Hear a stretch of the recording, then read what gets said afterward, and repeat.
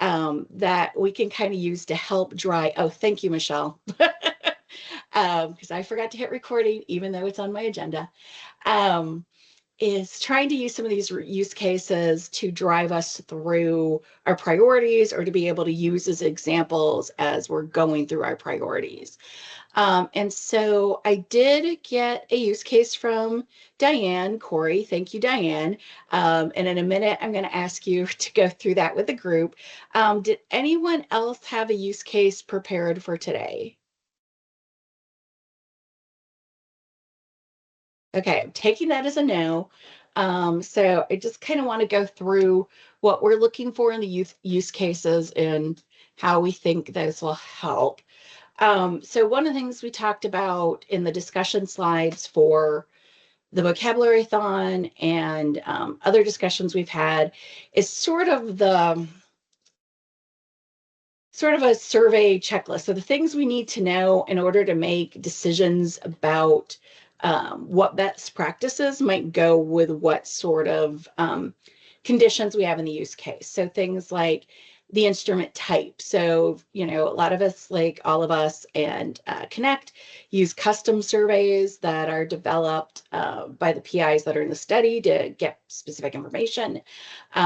Where there are also things that are standardized data collection instruments, which are validated and standardized, often used in clinical practices, but don't necessarily get a score or produce a psychometric score, a score that's used as part of a diagnosis. And then we've heard a lot from Piper, thank you, about the psychometrically validated instruments, which do depend on scores and are used as diagnostic tools. So those are sort of the instrument types we've heard about and we're dealing with as a group. We've also heard about different ways of mapping those questions and answers to the OMOP model. So facts, where we're just looking at, question is, has a healthcare provider ever told you have X, and then they mark that they have high blood pressure. And so you basically map high blood pressure and you have the fact that this person has high blood pressure without necessarily retaining information about the question that got you there.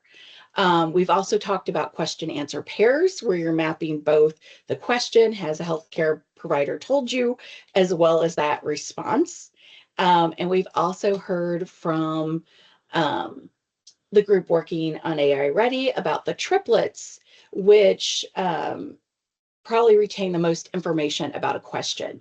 So you have the question that applies to a condition, procedure, intervention, and then the answer to that question. We've also talked about a lot as a group about needing to add metadata to the process. So things like who completed the survey, was it directly the respondent, was it collected by a clinician, was it someone who takes care of or lives with the patient? And that kind of also applies to the providence. So, self-reported, clinician-reported instrument, like they take it online. And also the fact that we need not just information about like the survey, the name of the survey, but we've also talked a lot about that. Although as a general rule, Odyssey does not collect information about flavors of null. In surveys, those can be important, especially in the realms of determining scores. And then also kind of focusing on why do we want to get this information into OMOP in the first place? Are we looking to use the Odyssey-based tools? Are we looking to harmonize with other studies, other surveys that are also mapped to OMOP? Or are there other motivations for trying to map it? Is it internal harmonization in your study? You just want to get to have concept IDs and harmonize your goals. So these are things, this is the information that we think from the use cases will help us kind of develop best practices and also help drive priorities. And so if you're working on a survey that you think would benefit from going through this process and might be selected to help us work through our priorities, that would be very helpful. Ben, I see you've got your hand up. Yeah, I just had one quick question about the overlap of the current situation versus when our best practices finally come out and maybe we have some themis conventions around them. Hmm. Didn't know if we're going to offer any guidance on that because I know so many of these are currently being done through pre-coordinated HECPEX codes and ICD, SNOMED Hmm. combinations that are just really wacky, and I don't know like if we wanted to offer any guidance in that regard or not. If that was So maybe at way this too far out of point, scope. yeah, at this point, I don't think we have it to give. We've gotten some information from um, the landscape survey that we did last year and kind of reissued again at various points. That was one of the disappointments in not being able to go to the global symposium this year because the shutdown was. I was also going to advertise landscape survey there. So really, in that way, all we're kind of doing is collecting what people have been doing. So at the very least, there's some references and ETLs and things that people could see what other groups have done, but there's been no vetting of, oh, is this a good way to do that? And that's one of the things I'm going to talk about when we go through the priorities. There are a lot, there are different things that we definitely need to get either buy-in or approval, or at least find a protocol for getting things approved and adapted as okay, this is the way we should do it. But we're certainly not at that point. At this point, we just really have what people have been doing, Gotcha, and thanks. in so much people have done the survey. But that will, yeah, we'll talk about that more when we get to the priorities. We're definitely gonna, there's, other than determining priorities, there's pretty much nothing we can do in a vacuum. We're going to need to work with the vocabulary group, the CDM group, the themis group to, figure out what integrates well with what's already present in OMOP and where we might need modifications. And again, sort of an approval process for getting things adopted. All right, so I will share this out. We'll post it on the site. It's very similar to the discussion deck, but Michelle put this together for us, and I kind of like the way she's organized it as a checklist. And then if you want to just see the list of details, that's like on the second slide. And then so Diane, since you worked on a use case for us, would you be okay with going through that with the group? Sure, yeah. So I'll stop sharing. And I don't know if you want to just share the document you sent me. Oh, perfect. Yep, yep. Okay, so I put a couple of different use cases in here because we've tried a couple of different things and we've tried a couple of different projects. So we get study data from outside contributors, and then we try to map that in order to harmonize it across disease areas so that people who are requesting our data can put the data together once it's standardized. This first example is from the FARS, which is the Frederick's Ataxia Rating Scale, which is a copyrighted, validated COA. This was done with the help of Odysseus, and it was the very first project that we mapped to OMOP. So going back and looking at it, we may, with our current thinking, we may think about remapping some questions, but I did want to show it just for reference. The Oh, could FARS you make it has, just a little bigger? Would you oh, mind zooming for sure, us? Thanks. absolutely. Still gonna I grab my can, glasses anyway, but yeah, that'll help. yeah, I get it. All right, let's work with this, I think. Is that a little bit better? Yeah. Okay. Um, so the FARS is multiple questions, and it is asking the person to answer basically from a pull-down menu. But what Odysseus helped us with was there were some questions that were in LOINC or something that was close enough to it in LOINC, and so we mapped those questions where we could find them and answers as well. If the answer was there in LOINC, we used it to map that answer.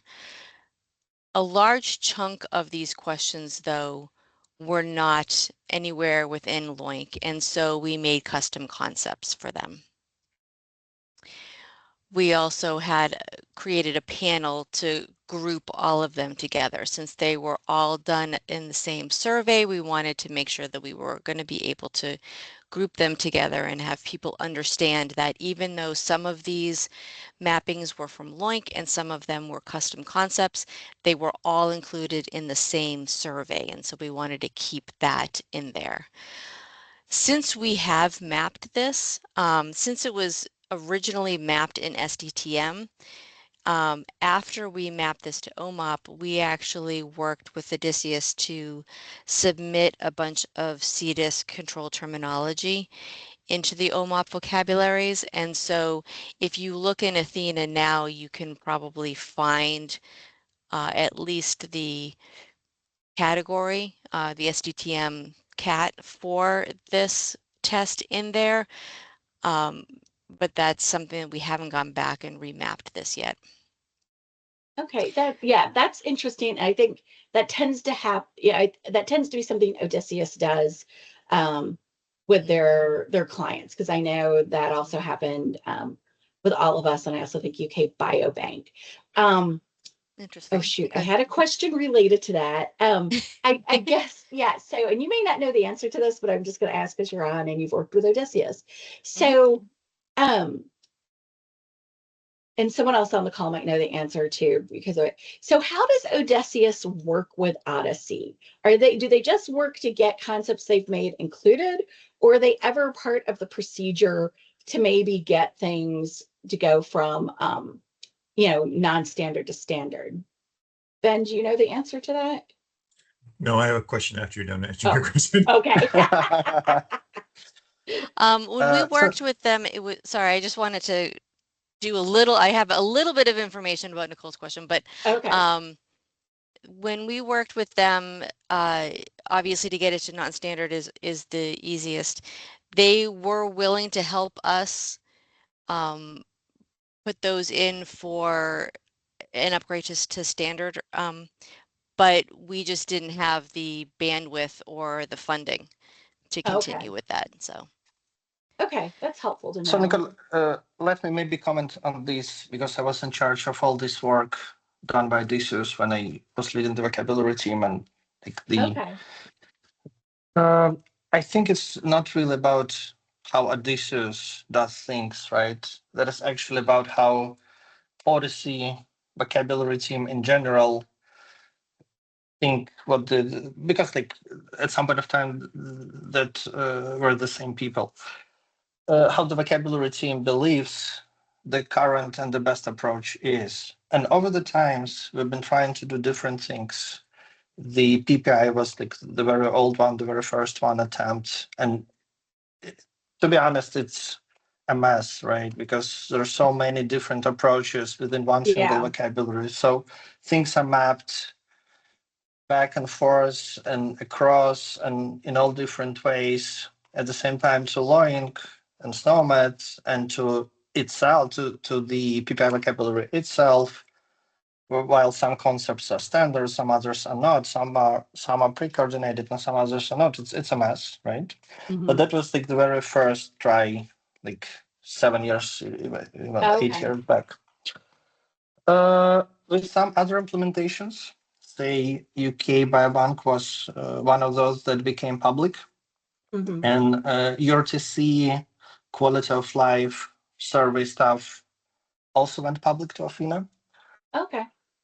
The approaches have been changed during the time, right? Because we actually realized that we can't really bring all the survey data in from all over the world because the same thing could be asked very differently many times. And we can't just keep trying mapping these questions to questions and answer to answer because it's not anymore reliable. Mm-hmm. And we can't really provide the feasible approach for that. So the UK Biobank is a little bit different because it's partially standard itself, mm-hmm. but at least it's not mapped to LOINC and SNOMED survey stuff. So we didn't try anymore to try standardize this, right?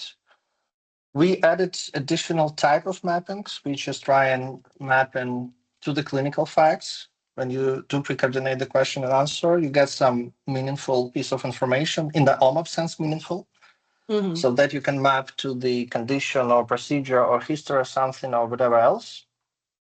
So, but again, since you need to bring on a lot of stuff that is not mapped, being standard, that is still not the final solution of the problem, because you just keep adding different various representations of the same basically information, right? So, and people are got confused because like the average OMAP user is still ending up mapping to UK biobank standard concepts in the situations when they shouldn't, right? Because they just found them as a standard concepts and map to them, which is not expected at all. So for some like other projects, right, it's pretty much the same. So no matter whether it was done by DSOS or some other companies, pretty much in the same general concept of the conventions are changing over time, and there's no one good convention at the moment. Okay. So yeah. So we have our work cut out for us. Right. So this is a problem we actually need to solve, right? Because there is no one good one. Yeah. And like people are trying to standardize things, even in OMOP. And there was this CRTC project run by Miki in the UK. So they want to bring more survey stuff to the OMOP vocabulary. But again, we don't have good approach for this at the moment. Yeah. So before, so this is where we are. Yeah. And it's, oh, go ahead, Diane. And then I was just going to say, I completely agree. It's something that we have to try to work forward with. Yeah. Untangle. Let's see. Ben, do you want to ask your question? Yeah, so my question's a little more upstream than the OMOP side. I think it's more in the, you were talking about the mapping of the question answers to LOINC as measurements. And you said, I think you said at one point that you had looked for ones that were close enough. But LOINC is very name specific in terms of like the question and the tool used. So I was wondering like how you might have gone about that, and had you ever thought about requesting LOINC code specifically for the questions answer, instrument pairs that you were actually looking to standardize, because that might really help with, the entire soup to nuts kind of issue of the standard capture of this information as measurements. Right. No, that we did talk about that a lot. Go ahead. Yeah, Alexander. Right. So what I wanted to say is that there are the two different principal scenarios. One is when you get a full match, right? So you got exactly the same scale, the commonly known and used all over the world scale, and it might be in LOINC. But even in this case, sometimes it's stated a little bit differently. So one of the answers could be just a little bit different, or the question could be stated differently, but still pretty much like 99% the same. So in this case, we would still map to LOINC, right? Because we just say that this is exactly what the instrument that was used. So we're like sort of sure, 100% sure that it's the same one. In this case, we don't even map, right? So you just like claim that this one is a source concept ID because it was used in the first place. The rest is trying to map to the similar ones. And this is what we're trying to avoid as much as possible from some point of time, because if something is like really different, one of the components is different, the question is different, and the answer is different. So you can't anymore map because it doesn't play like in the whole picture, right? Right. But well, and how different is different? Like, I think exactly. Because when I mean, you can have a certain amount of variation in the actual question wording as long as the intention is still the same. But I think again in the standardization, the instruments that are, validated psychometrically as an instrument and sort of in total, they're less they're less variable open to that sort of allowing that much variation. I mean, again, I think it's really a matter of really, what is the question, what is the answer, I also sort of had a question about, it seems like this is very observation heavy, and question and answer really is not observation. It's a piece of information as a measurement that can be used in the clinical reasoning to develop observations and symptom, like I said, symptom related observations or clinical observations. So that's another thing which I think is pushing us away from the standardization in terms of treating these as standard question and answer pairs that are really just a measurement and not really an observation. But that's my own personal bias. I won't beat that dead horse. This is Stephanie. Hi, Stephanie. Yeah, go ahead. I only have limited time before I have to leave for another meeting. Oh, okay. But I did wanted to raise a lot of the issues that we had faced in N3C as we were trying to capture social determinants of health data through a survey. Mostly they're very well vetted survey instruments. It was coming through Gravity Project and prepare survey instruments and such. But you have to look at both question and the answer combination in order to determine, for example, if there was a social need.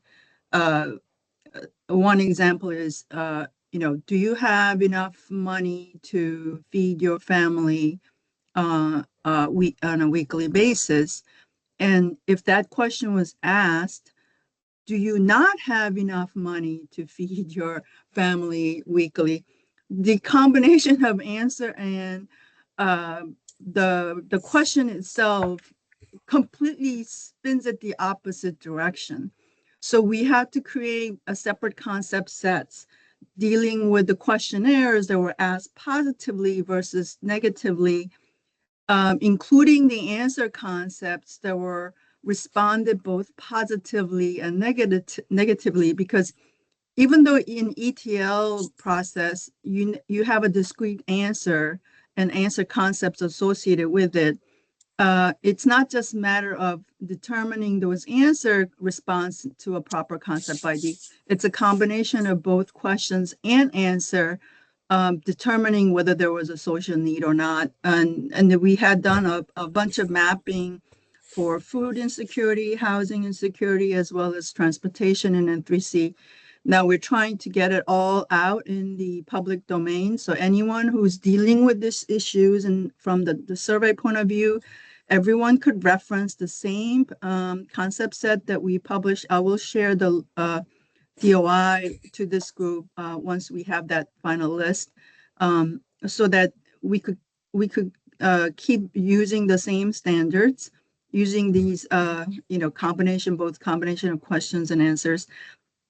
And also, if there was custom questions that each site created on their own, separate from the Prepare survey or Gravity Project, and so there wasn't a proper LOIN code that we could map to. And so these are like categories were non-mappable, but they're still very valid questionnaire survey answers that should be included, even though it's not mapped. So instead of me like going after LOIN organization, please include these. Perhaps if Nicole did it as a group for all of us, then maybe we'll get a better response. But I will share the DOI. Yeah, and I think so that's exactly a good point. Oh, sorry, Ben. I was going to say, because I understand the frustration, especially the submission of new LOIN codes, but I think you bring up a really good point. It is one thing to assess for social needs or other things, right? But the reason that I keep harping on the whole idea of the name value pairing being so critical to document in a standard fashion is that the reassessment of those issues. So if further down the line you reassess and they find out that one of those particular questions they now are responding differently to, you need to be able to map that same question being asked over time and the change in the value to that question, the change in the response to that question. And that's something we see in the measurement space a lot, because we're constantly, annually assessing for social needs, or annually assessing for, depression, or annually assessing for something, or we're monitoring over time, social needs as a continual reassessment, maybe on a quarterly basis. And it's essential that you are asking the same question and mapping the value, any change in the response to that question, that specific question. So that's why I keep sort of harping on this, the importance of that. And in terms of, submission to LOINC, I absolutely agree that if there are requests that are needed for new LOINC concepts to be submitted, I'm happy to help with that because we do that a lot in measurement space. So, and I think as a group, we probably should maybe submit a couple because they are needed and that will help standardize everything. Yeah, and what I was going to say is, and Piper has her hand up, so she can give a little bit more info. But Piper has been doing a lot of work in that space with the psychiatry group and getting additional vocabulary in SNOMED and LOINC to help with that. So it's definitely a possible path. Having it in LOINC and/or SNOMED simplifies life further down the road, hopefully, because some things might be pre-mapped. I know there's a better word for that, but I can't remember what it is. So that kind of thing can help. Piper, did you want to comment on that a little bit? The work you've been doing? Yeah. So actually, you know what? I was going to say two things. One, I did meet with Isa and Stan at the most recent AMIA meeting, and they are willing and, open to starting to add whatever content we need. But to the point about questions, being able to add standalone questions, LOINC is reworking their survey semantic model. And one of the things they're talking about doing is sort of disconnecting, or at least allowing the questions, specific questions, to be disconnected from the surveys themselves. So if they don't get permission from the copyright holder to represent all the questions in an assessment instrument, they can still create a record for that assessment instrument and the scores. They can also create the questions as individual standalone questions. What they can't do without copyright permission is link those to the instrument. So we had, to Stephanie's point about the social determinants of health, we have a whole bunch of questions. In some cases, we use the standardized instruments like the Prepare. There's a couple of different instruments for, questions about food insecurity and housing insecurity. But in some cases, we just had standalone questions that the nurses asked. And so we did reach out to LOINC, and they said they would add just standalone questions. So as a follow-up to that, I wonder, Nicole, what you think and what the rest of the group thinks about inviting LOINC, so we could invite Stan and or Isa to one of our calls to ask them questions about, have them explain the direction they're going with their semantic model for survey, and then also to share with them some of our challenges in using LOINC, and I think that would then be helpful to them to inform, right? So they can understand use cases to inform their process moving forward. And then finally, I just wanted to say to Ben, it would be awesome. I have started to compile a whole bunch of spreadsheets for assessment instruments that we need for psychiatry, but it would be wonderful if we could put together a small team of folks who would be willing to work on putting these spreadsheets together in the LOINC format to request content. So yep. I know, absolutely. And I think that to your previous point, though, Piper, that the ability again to even understand the specific question being asked over time, multiple periods, even if it's within a proprietary instrument, at least you can still verify that you're asking the same question, right?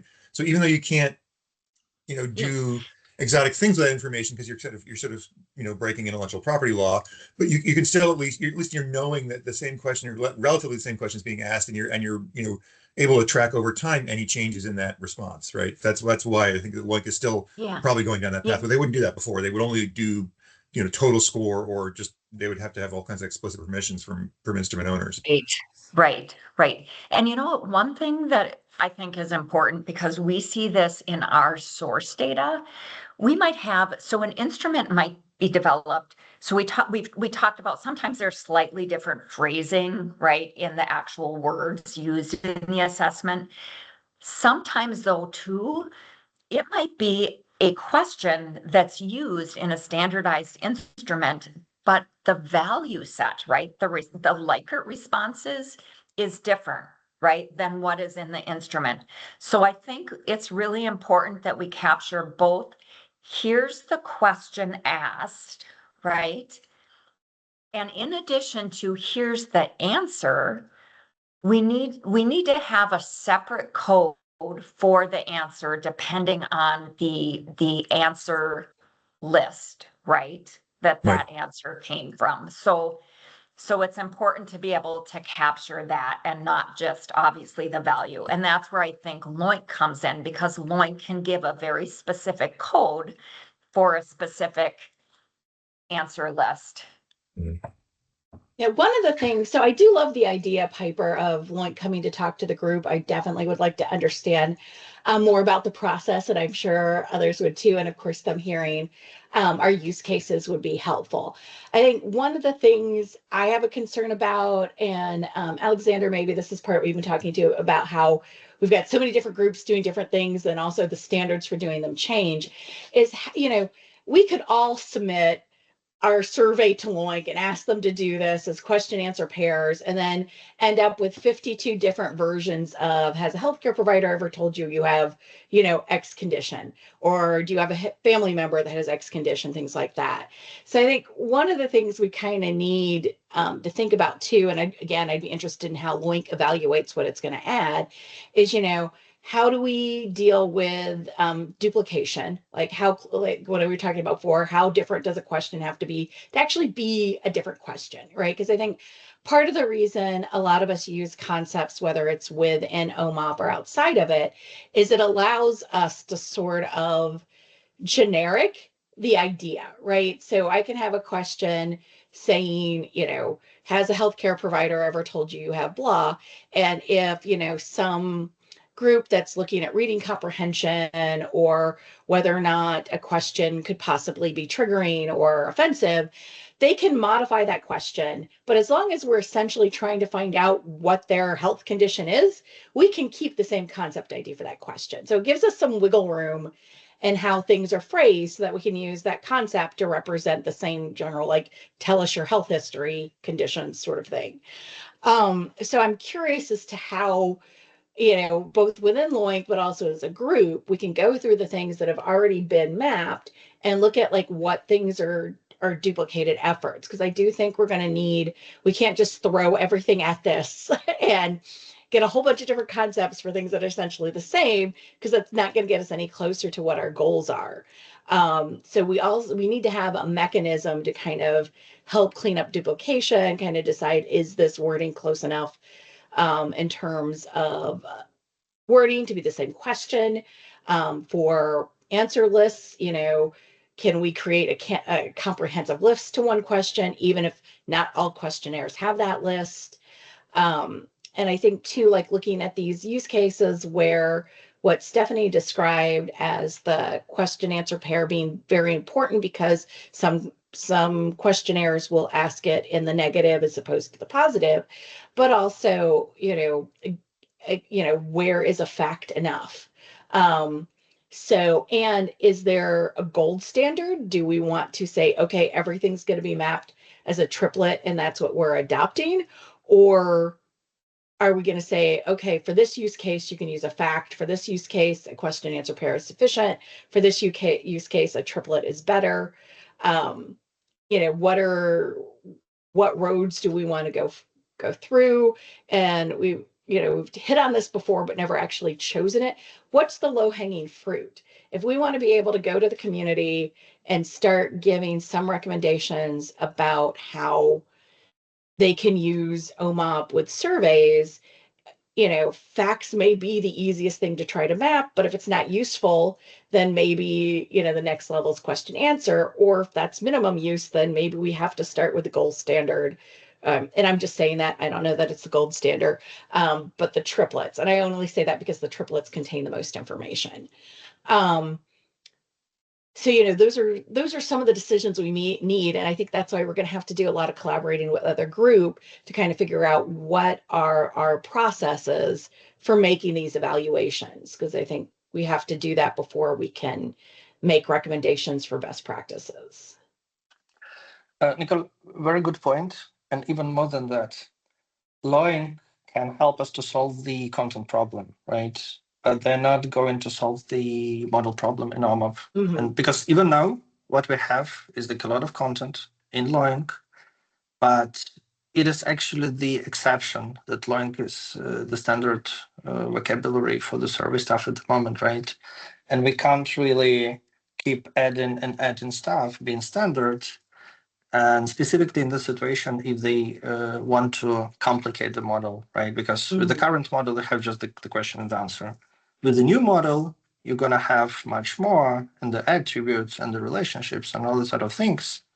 I don't think the average OMAP user is going to use all that, right? And we definitely need the solution on the model side of things, which is, I'm not sure that Loin can help us in this, right? Because they're very complex. They represented the things in a comprehensive way.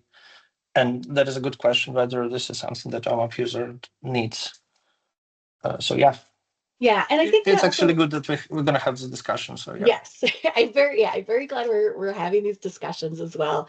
And yeah, and it also kind of brings to why do we want to be an OMOP in the first place? Like for, harmonizing to other studies or using the tools. And so one of the things, we've talked a lot about is, metadata, and I could see the metadata maybe as an extension table or something for individual use, but not necessarily, like you said, the average OMOP user.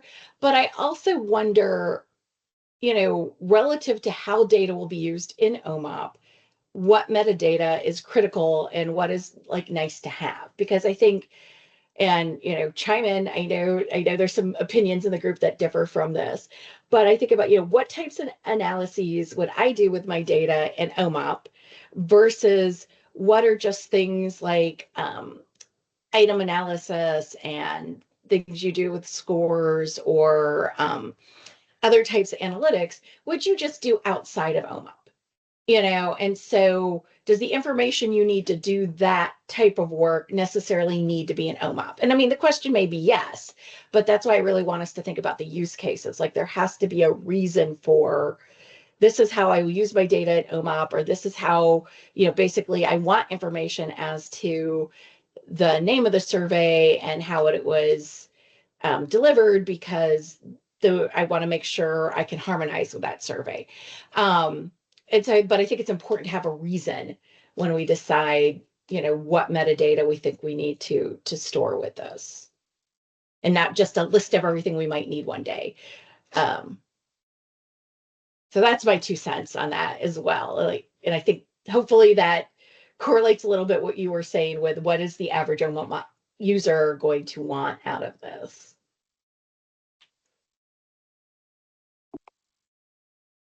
So we've had some good discussion. So part of me really wants to have another meeting so we can do this, but unfortunately with the holidays coming, I think that's going to be tricky.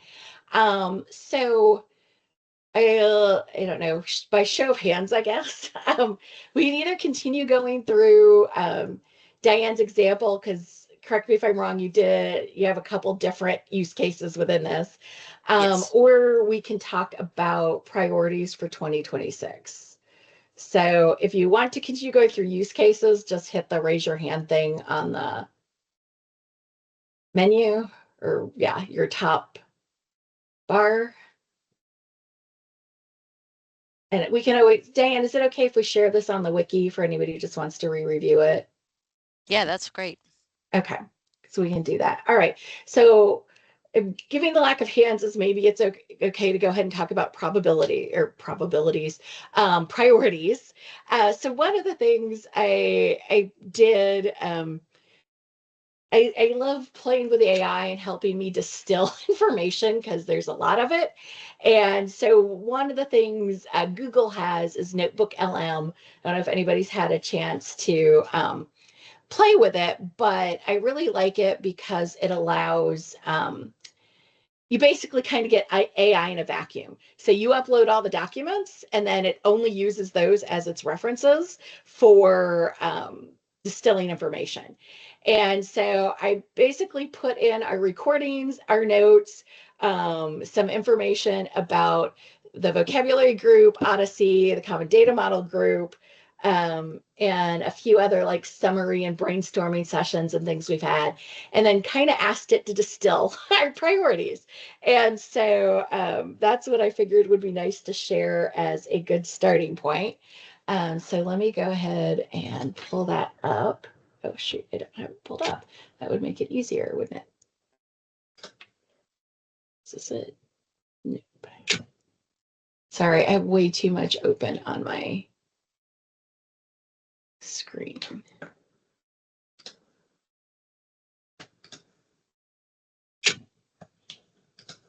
Okay, hopefully everybody can see that.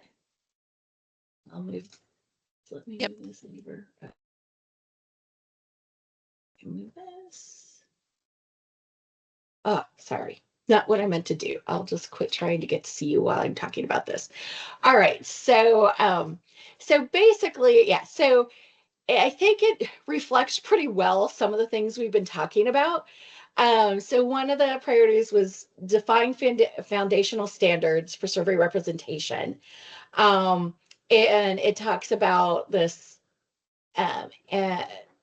lack of granularity or ambiguity and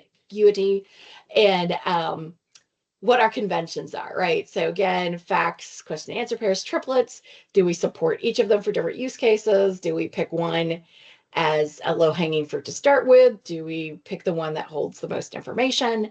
One of the things, and this is something that we've worked on as a group as well, and also in Piper's paper, is also just making sure we're defining what we, at a finer resolution, what we're talking about with surveys. So any standardized instrument, but psychometrically validated versus SDICs, and there's some other variations, but I think sharing out everything we mean to capture, even if, some of those things will have very different use cases, they're still kind of come under the survey group and need guidance and best standards for working with.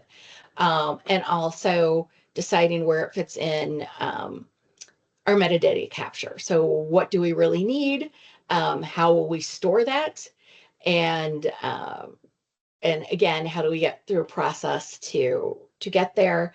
The second priority, which to me is maybe the first priority, is dealing with some of these vocabulary issues because there's already been so much work on it. And so, what kinds of things can we standardize and make part of the vocabulary? And what is the methodology for doing this? So how do we work with a vocabulary work group? How do we work with, things like Lincoln SNOMED and figure out, what becomes part of our standard vocabulary, and what best practices go with that. And then the third is basically disseminating this, but I think we kind of have to have it before we can share it out. So I will pause there and see what your thoughts are on the order of priorities. Like where do we start? What's the first hill we tackle here? Diane? I think I agree with you that priority 2 in this case might have to be priority 1, because I feel like if we know what we can and can't do with LOINC, for example, may affect how we end up finally modeling things at the end. Thanks, Diane. Alexander, what do you think? Is this where we start? Vocabulary? Pretty much, but that is actually one piece of the whole thing, right? And you can change Right. one, not touching the another. So it's like both vocabulary and CDM. Yeah. Yeah, but I think since this discussion with Loin and actually SNOMED people is on, that will be probably the first step. Okay, that sounds good. And yeah, and I think the other thing we're going to struggle with, and I definitely love to brainstorm with the leads of some of the other working groups, is just having the resources to do this. Like, I agree, no piece of this is going to happen in a vacuum. It's going to interact with the CDM. It's going to interact with Themis. But having the resources to do this, I think, is going to be a challenge, right? Because part of the reason you're all attending or interested in this group is because you've got your own surveys you're working on. You have, full-time jobs outside of just trying to get this information into OMOP. This is, in terms of what I'm allocated to spend on it, this is about 10% of my job, and I probably donate another 10% because I just want to help keep things moving. But trying to find individuals or funding for individuals to spend more time on this, I think, is going to be a challenge, because I think it's part of the challenge in getting momentum. Piper?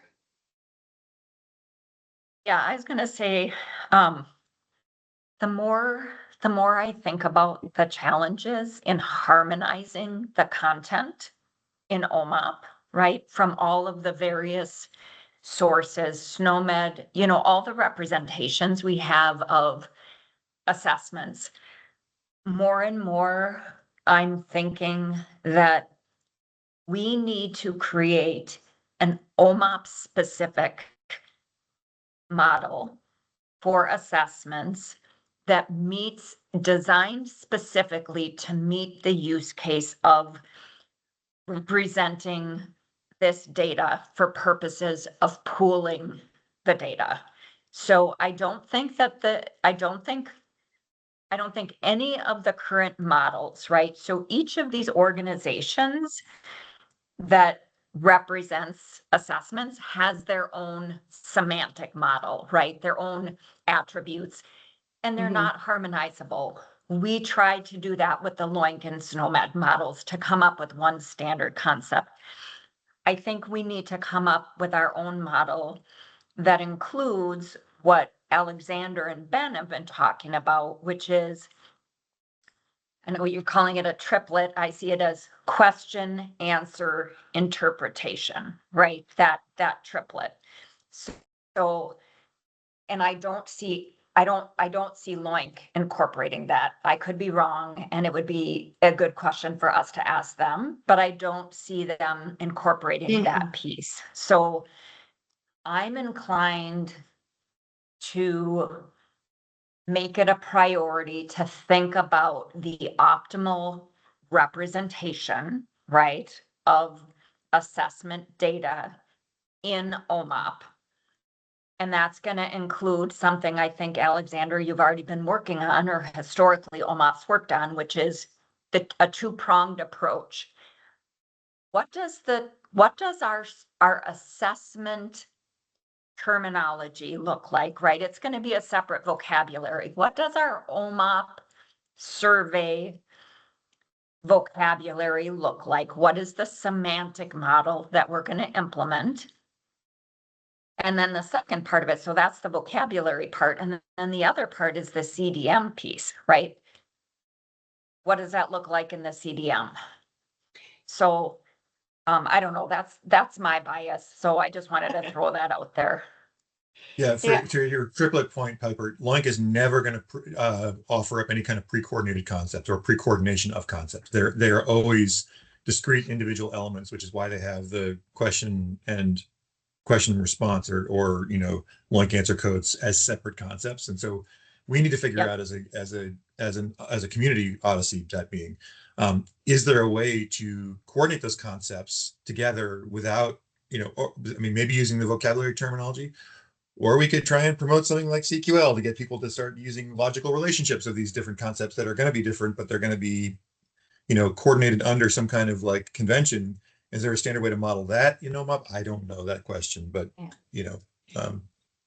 And I think too, we get to standard way and OMOP, right? So one of the things we've talked about is not breaking or going against like current best practices. But, and maybe I'm misinterpreting Piper, but it almost sounds like, and I believe this is an option as an expansion table, but assessments are different enough from like claims and EHR that as much as we want it to be an OMOP so that we can, pool data and harmonize across surveys, that maybe it's a separate thing from how the EHR and claims data is handled. Is that what you were saying or no? Yeah, I don't know what it looks like. Oops, let me lower my hand. Yeah, I don't know what it's going to look like, but yes, absolutely. We need to be able to represent, as Alexander and folks on this call have been talking about for a long time now, we need to be able to represent that question, response, interpretation. And I haven't found a good way to do it. Right. I mean, unless it's in Loink, yeah. I mean, you can capture a score or you can capture an answer, but you can't capture that important triplet. Yeah. Now, yeah, the interpretation piece is the most critical aspect that you don't get, right? That's the And to your point, Ben, it will never be in standard clinical terminology. It will never be in Loink. It will never be in SNOMED. Yep. You need the logical something or other operator to do that for you. And like we've adopted CQL in measurement space, but Odyssey doesn't really have that. They tend to sort of let people do their own things, which is fine for now. But I think at some point we're going to need some kind of standard use of logical artifacts or logical patterns that do things like interpretation of triplets or something else that will enable us to do the kind of research we want to do in the Odyssey community. Yeah. And I think if what we had was working, none of us would be here, right? So I think, exactly what you just said, right? If this was, we'd all be like, never mind, it's fine. We don't need this group. So this has been a really good discussion. I want to be respectful of time because I know we've got the community call at 11 for those of you who attend this. So we'll get this recording up. Michelle will get the notes up. I will make sure we're scheduled out for the new year. I'll share out the priority list if you want to get a closer look or add your own comments and things to it. And then, what I'd like to start the year off with is kind of picking the priority. And then one of the things didn't go into detail, but then I asked it to frame the priorities as OKRs, which is something we kind of want to set up and share with the community early next year. So take a look at these and see what you think. And I think maybe we'll start our next meeting kind of deciding the order of these objectives. Do these make good OKRs? How do we need to maybe reframe them for things that are actually actionable? And start with that for the new year. And then hopefully once we kind of have this, then we can figure out either, thank you, Alexander, and other people from Vocabulary who joined us, but do some of us need to go to Vocabulary, see how this aligns with what your OKRs are for the year. And obviously, I think we also need conversations with the CDM group, about what does it look like if we go rogue and say, okay, we want to set this up in a way that's very specific to survey data as all these different types have been defined. So thanks again, everyone, for coming today. I know everyone's super busy this time of year. If I don't have cause to talk to you between now and then, have a great holiday season and a happy new year. And I will see you on the other side. Thanks, Bye, everybody. Nicole. You too, everybody. Thank Bye. you Bye. so much. Bye. See you.